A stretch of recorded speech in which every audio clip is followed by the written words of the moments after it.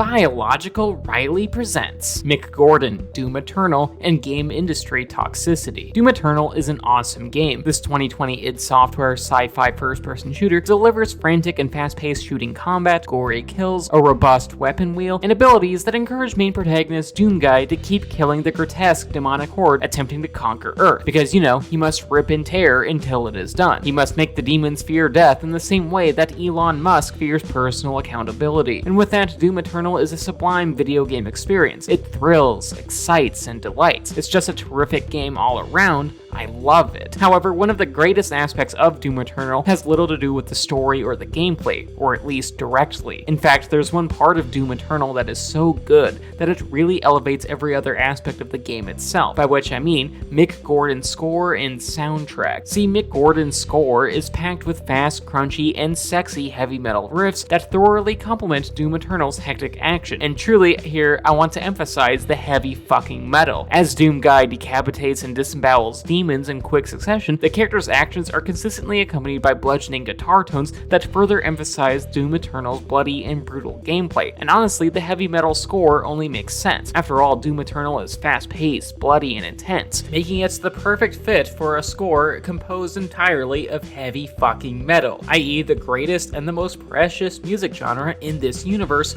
more so than any other type of music. Because let's be clear, most people don't want to slice and dice demons to the tune of bubblegum pop, because that type of music doesn't really complement Doom Guy bashing in demon skulls after all. So most people would agree that a heavy metal soundtrack was the way to go here, though I'm saying most people because some contrarians will say otherwise, even though they are documentedly wrong. But if you are one of those people, please leave a comment so that you can boost this video in the almighty YouTube algorithm. May the content last forever. But regardless, and to get back on topic, Mick Gordon's score in Doom Eternal, as well as his work on Doom 2016, is amazeballs, and is great to the point that it's hard to envision any Doom game going forward without him. It's difficult to see a future Doom title without Mick Gordon's guitar shredding and riffage. Yet sadly, that's what's going to happen, mostly because there's a lot of bad blood between Gordon and Doom Eternal's executive producer Marty Stratton, to the point that if or when there is a new Doom game, its score isn't going to be composed by Gordon. Gordon likely won't be involved. See, back in 2020, Gordon and id Software had a bad falling out that spilled out into the public light after the release of Doom Eternal's shoddy official soundtrack that sounded subpar compared to the actual music in the game. In fact, it was downright bad, thus amassing negative reviews and social media posts from customers, because honestly, it was just that bad. So bad, in fact, that Marty Stratton wrote a Reddit post that laid the blame at Gordon's feet, that it was Gordon's fault that the soundtrack was subpar, which even as arguments go, sounded kind of fishy back then. After all, Gordon released an awesome soundtrack for Doom 2016 and has a great track record in terms of quality, so obviously something else had to have gone wrong. There had to have been more to the story, and in recent weeks,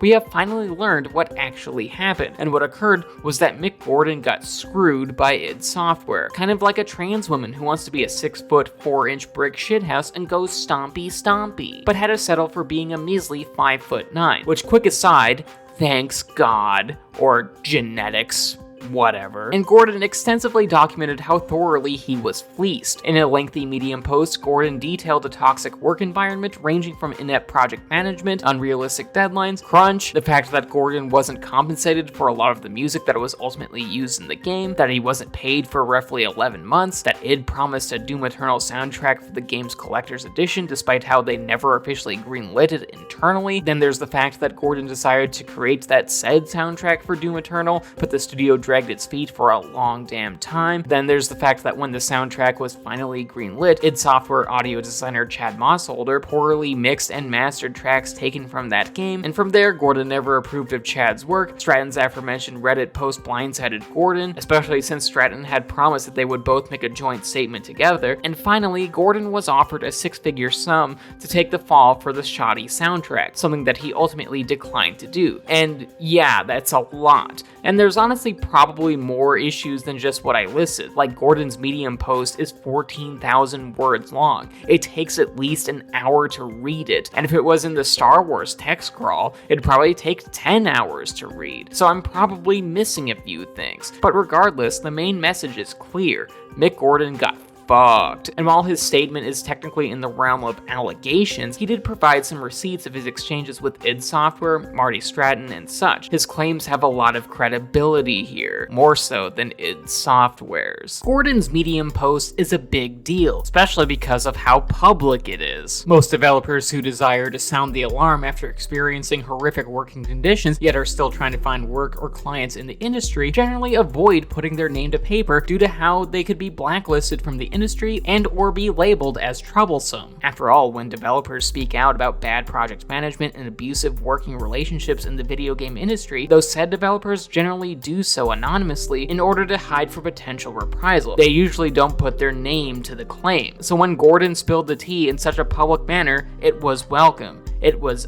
awesome. But with that being said, this development regarding Mick Gordon and id Software is hardly surprising. It's not shocking. Yeah, Gordon's story is sad, it's unfortunate, and it really sucks, yet I can hardly say that a worker being abused by either inept or downright malicious project managers is unique within the game industry. While sure, Mick Gordon is a very high-profile example of a worker being impacted by game industry malpractice, he is not the only one here. If anything, being mistreated by management is basically the game industry's 9 to 5, which when factoring in crunch means 9 a.m. to 5 a.m. Whether we are discussing how developers are routinely overworked at places like BioWare, Naughty Dog, or Epic Games, as well as at id Software, or that workers experience harassment and discrimination at places like Ubisoft, Riot Games, or Activision Blizzard, a lot of developers are impacted by shitty project management, unrealistic deadlines, being underpaid, and sometimes even have to deal with literal sexual harassment. And that's terrible for two reasons. Well, at least two reasons. There's probably other reasons as to why these things are bad. Firstly, and most importantly, no one should be treated in that way. A worker should not be exploited.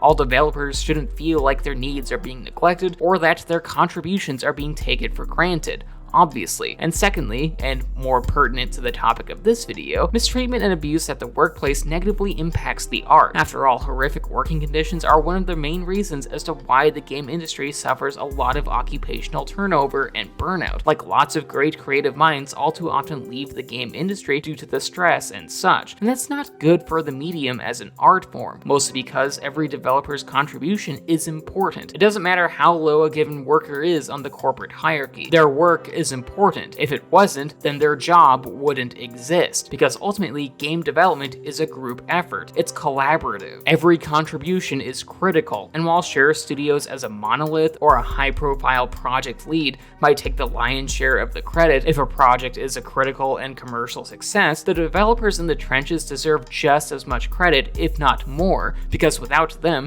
the game wouldn't be the same. Their work matters, yet all too often their contributions to a given project don't get the respect they deserve. They often have to deal with some horrific working conditions, causing too many bright creatives to quit the medium entirely, which is a shame. Mostly because every developer who quits the industry at large is a loss for the art form as a whole, because now those aforementioned developers, with their creative ideas and passion, won't be present in the video game industry or in future games, which leaves a negative impact for gaming as a whole. After all, we should desire to have developers thrive in this industry, yet all too often bad project management, whether it be crunch or workplace abuse, saps the creative juices out of its workforce, which ultimately causes developers and keen creative minds to take their talents elsewhere to other industries where their abilities and passions won't be abused or exploited. It is ultimately a loss for everyone involved. Admittedly, Mick Gordon is not quitting the game industry. Unlike many workers who understandably leave the industry due to the stress, the long hours, the grind, and or the harassment, Gordon still has a passion for making music and such. He still has that creative spirit. Yet, it is important to note that Gordon's mistreatment has ramifications for gaming as an art form. After all, the next Doom game will not feature a Mick Gordon soundtrack, and that's just kind of hard to imagine. Like, the score was an iconic part of both Doom 2016 and Doom Eternal, yet we won't be hearing Gordon's fretwork for the next Doom game, which is truly just a bitter pill to swallow. And for that, the next game will be inherently lesser without his contribution, which honestly just rips and tears ass. Though I of course do not blame Gordon. He is in the absolute moral right to avoid working with toxic clients, to not have business relationships with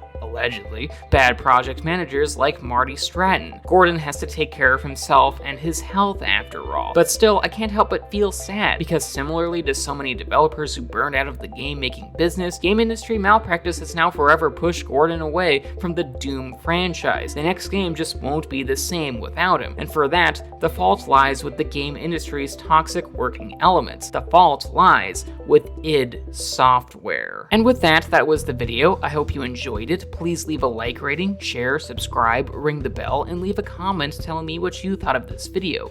Also, please consider checking out my Patreon page. $1 a month gets you onto this credit sequence, and $5 a month allows you to request written reviews for my website, which I write at biologicalriley.com. The links to both my Patreon and my website are in the description. And speaking of Patreon, I just want to thank my patrons, particularly my high tier ones in David, Samantha Devlin, Mom, and Morgan. Thank you so much for supporting what I do. Love y'all.